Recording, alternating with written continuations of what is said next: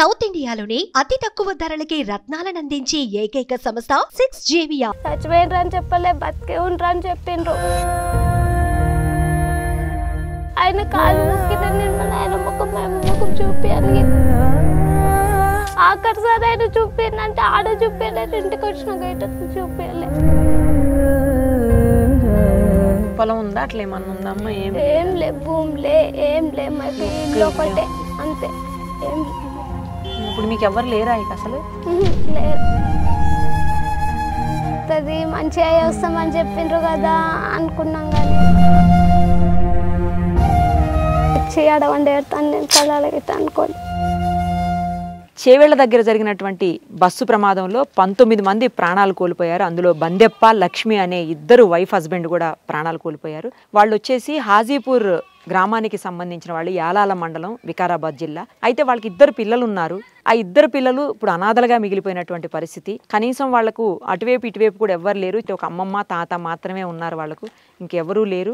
అసలు చెప్పాలంటే ఆ ప్రమాదంలో చాలా ఎక్కువ నష్టం జరిగింది ఈ కుటుంబానికి అని చెప్పాలి. ఎందుకంటే తల్లిదండ్రి లేకుండా అసలు ఇప్పుడు నానేవాళ్ళు లేనటువంటి పరిస్థితిలో ఆ పిల్లలిద్దరు ఉన్నారు. ఒక అమ్మాయికి 18 ఏళ్ళు, ఇంకో అమ్మాయికి 8-9 ఏళ్ళు ఉంటాయి. చిన్నపిల్లలు ఇద్దరు కూడాను. ఒకసారి వాళ్ళతో మాట్లాడదాం. ఇప్పుడు మనతోటే ఉన్నారు ఆ పిల్లలిద్దరు కూడా. పెద్ద అమ్మాయి పేరు శివలీల, రెండో అమ్మాయి పేరు భవానీ.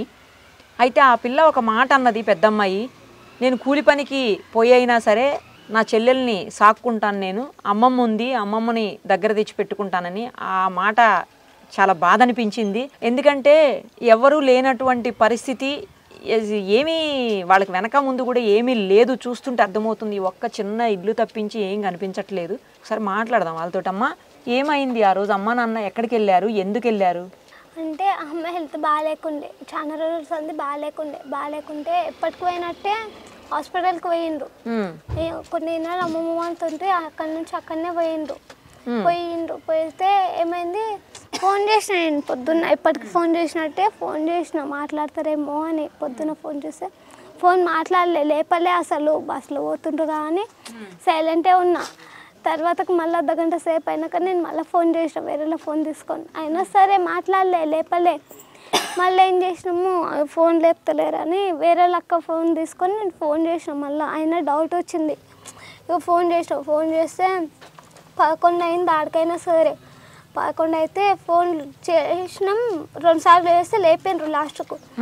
ఎవరేమో పోలీస్ స్టేషన్ ఎవరో తీసారు ఫోన్, అమ్మాళ్ళు తీయలే, వేరే వాళ్ళు తీసి ఫోన్ పోలీస్ స్టేషన్ లో ఉంది, వచ్చి తీసుకుపోండి అని అన్నారు. అంతే.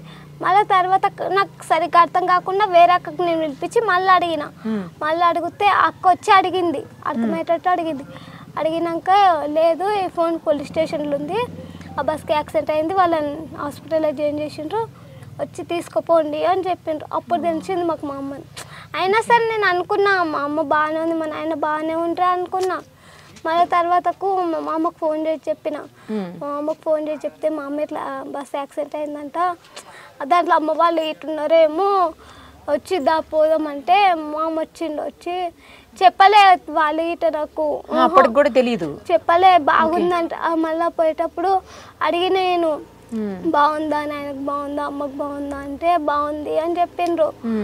మీ అమ్మకు బాగుందంట, గ్లూకోజ్లు ఎక్కుతున్నాయి, మీ నాయనకు ఇట బాగుందంట, గ్లూకోజ్లు ఎక్కుతున్నాయి అని చెప్పిండ్రు.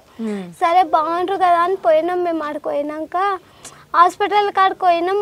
ముట్టినాక లోపలికి తీసుకోవడానికే ట్రై చేసిండ్రు. అయినా సరే మా మామ నన్ను లోపలికి తీసుకోకుంటే నన్ను తీసుకుపోయి చక్క మీడియం ముంగల కూర్చోబెట్టినాక, అంటే మా ఊరోళ్ళ అతను ఉండే, అతను తీసుకుపోయి ఆడ కూర్చోబెట్టి వాళ్ళు అడిగిండ్రు, ఏమైంది వాళ్ళ అమ్మ నాయనకి ఎందుకు వచ్చిండ్రు అని అడిగితే హెల్త్ బాగాలేకుండా అట్లనే వచ్చిండ్రు, చూపించుకోవడానికి ఎప్పటికీ వచ్చిండ్రు అని చెప్పినాక వాళ్ళు అప్పుడు చెప్పిండ్రు, ఇద్దరు లేరా అంటే ఇద్దరు లేరు అని చెప్పిండ్రు. అయినా సరే అప్పటికైనా సరే నాకు చెప్పలే, చచ్చిపోయినరు అని చెప్పలే, బతికే ఉండరు అని చెప్పిండ్రు.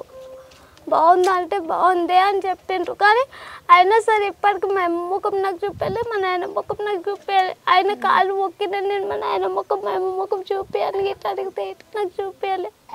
ఆఖరిసారి ఆయన చూపించంటే ఆడ చూపించలేదు, ఇంటికి వచ్చిన గైట చూపించాలి. ఏం చేసేవాళ్ళమ్మా మీ అమ్మ నాయన? కూలి పని చేసేవాళ్ళు. కూలి పని. పొలం ఉందా అట్లా ఏమన్నా ఉందమ్మా? ఏం లే, భూమిలే ఏం లే, మాకు ఇల్లు ఒకటే అంతే. ఏం లేదు మాకు. ఇప్పుడు మీకు ఎవరు లేరా ఇక అసలు? లేరు. అమ్మ వాళ్ళు ఇప్పుడు చుట్టాలు ఉన్నారు, చాలా ఉన్నారు, వస్తారు పోతారు, 2 రోజులు 1 రోజు అయిపోయి. ఎల్లకాలం అయితే మా అమ్మళ్ళు ఉన్నంతసేపు అయితే మా అమ్మళ్ళు ఉంటుంటే ఎల్లకాలం ఉంటుంటారు. వాళ్ళే లేరు. వాళ్ళు వస్తారు బాగుంటుండే అంటారు, చెప్తారు, పోతారు. వాళ్ళు ఇటు 8 దినాలు అని ఉంటారు వాళ్ళు. ఇప్పుడు ఎట్లా నువ్వేం చేస్తున్నావు? ఏం చేస్తామంటే వాళ్ళని చదివిపిస్తామని చెప్పిండ్రు సార్ వాళ్ళు. చదివిపిస్తే చదువుకో అని చెప్పిండ్రు, లేకుంటే నీ ఇష్టం, నువ్వేది చెప్తే అది చేపిస్తాము అని చెప్పిండ్రు. మీ చెల్లెని మంచిగా చూసుకుంటాం, నిన్ను మంచిగా చూసుకుంటాం అని సార్ వాళ్ళు చెప్పిండ్రు. నువ్వు ఇప్పుడు ఏం పని చేస్తున్నావు? ఏమన్నా పని చేసినా చదువుకుంటున్నావా నువ్వు? ఆమె పుట్టినప్పుడు సందే నన్ను బంద్ చేసిండ్రు. ఈమె పుట్టాక నిన్ను చదివి ఆపించేశారా? ఎందుకు? ఫీజులు కట్టలేకనా? అంటే ఈమెను చూసుకునేటోళ్ళు ఎవరు లేకుంటే అప్పుడు వాళ్ళు పనికి వెళ్తారు కాబట్టి నువ్వు చూసుకోవాలని. నన్ను బంద్ చేసిండ్రు. మరి ఇప్పుడు ఏం చేద్దాం అనుకుంటున్నావమ్మా? ఏం చేద్దాం అనుకుంటున్నా అంటే వాళ్ళని చదివిపిస్తాము అంటుండ్రు. చదువుకుంటావా మరి? చదివిస్తే చదువుకుంటావా? కానీ దూరం ఉండవు, ఇద్దరం ఒకటే చెల్లి నువ్వు ఒకటే చోట ఉండి చదువుకుంటారు. అమ్మాయి ఏం చదువుతుంది చెల్లి? 4th. ఎక్కడ? ఏ స్కూల్? ఊళ్ళోనే గవర్నమెంట్ స్కూల్. Government school. ఏమైంది అసలు మీ అమ్మకు? ఏమో చెప్పలే. అడిగిన మింగిట ఏమైందంటే చెప్తారంట, మళ్ళీ చూపించుకొని నేను మళ్ళీ వస్తా, మంచిగా అయింది, వస్తా నేను మళ్ళీ అని చెప్పింది. ఆదివారం రోజు చెప్పింది అంతే, ఇక మళ్ళీ మాట్లాడలే. నువ్వు లాస్ట్ ఆదివారం నాడు మాట్లాడావా? ఇది సోమవారం జరిగింది కదా. నువ్వు ఆదివారం రోజు నైట్ పూట 6 గంటలకు మాట్లాడ్డాను నేను. అప్పుడు ఏమనింది అమ్మ? ఏమన్నదంటే చూపించుకొని వస్తా, బాగా అయింది, మంచిగా ఉండి తిని వండుకోండి, ఎవరి దగ్గర కోకుండి అని చెప్పింది అంతే. అయినా సరే ఆ రోజు మా నాన్న ఇట్లా నాతో మాట్లాడలే. నాన్న మాట్లాడలే? నాన్న ఎప్పుడు మాట్లాడారు లాస్ట్? నాన్న వచ్చిండు ఆదివారం రోజు పొద్దున్న వచ్చిండు. మళ్ళీ నేను కూలికి వచ్చేటకల్లా మా నాన్న లేడు, ఇక పోయిండు, అమ్మ దగ్గరికి పోయిండు. ఇక ఉంటాడేమో అనుకున్నా, నైట్కి మాట్లాడతాడేమో అనుకున్నా, మాట్లాడలే. లాస్ట్ ఇక మా నాయన మాట్లాడలే, మా అమ్మ మాట్లాడలే. చాలా బాధగా ఉందమ్మా మీరు చెప్తుంటే. అసలు అమ్మ నాన్న లేకుండా ఇంత చిన్న వయసు నుంచే ఉండాలంటే ఎంత కష్టమో. మేము అనుకోలేము అట్లా అవుతుంది, మంచిగా వస్తామని చెప్పిండ్రు కదా అనుకున్నాం. కానీ నేను పోయి మళ్ళీ మా అమ్మ తీసుకొచ్చి అడవండి ఎడతాను నేను కళాలకి అనుకోలేదు. కాదు, మీ అమ్మకి చాలా రోజుల నుంచి హాస్పిటల్కి వెళ్తున్నామని చెప్తున్నావు కదమ్మా, ఏమైంది అసలుకి? ఏమైందో చెప్పలే. నేను అడిగినా ఏమైందమ్మా చెప్పమంటే ఎందుకు నీకు అని అన్నది అంతే. ఏమైందో తెలియదు అసలు? చెప్పలే. అడిగినా, నేను చాలాసార్లు అడిగినా, చెప్పొచ్చుగా అమ్మ అంటే నీకు ఎందుకు, నువ్వెందుకు టెన్షన్ తీసుకుంటున్నావు, నువ్వు బాగానే ఉన్నా కదా అని చెప్పింది. మీ నాయనమ్మ తాతయ్య ఉన్నారా? లేరు, వాళ్ళైతే చనిపోయారు. ఈ అమ్మమ్మ తాతయ్య మాత్రమే ఉన్నారు. వీళ్ళు ఎక్కడ ఉంటారు? అంటే తెనపల్లి కాడ ఉంటారు. మీరు ఉండేది మీ అమ్మ నాన్న నువ్వు మీ చెల్లి ఇక్కడ ఉంటారు? ఈడ మేము 4 ఉంటుంటాము. 4 వెళ్ళి వాళ్ళు ఇద్దరమే.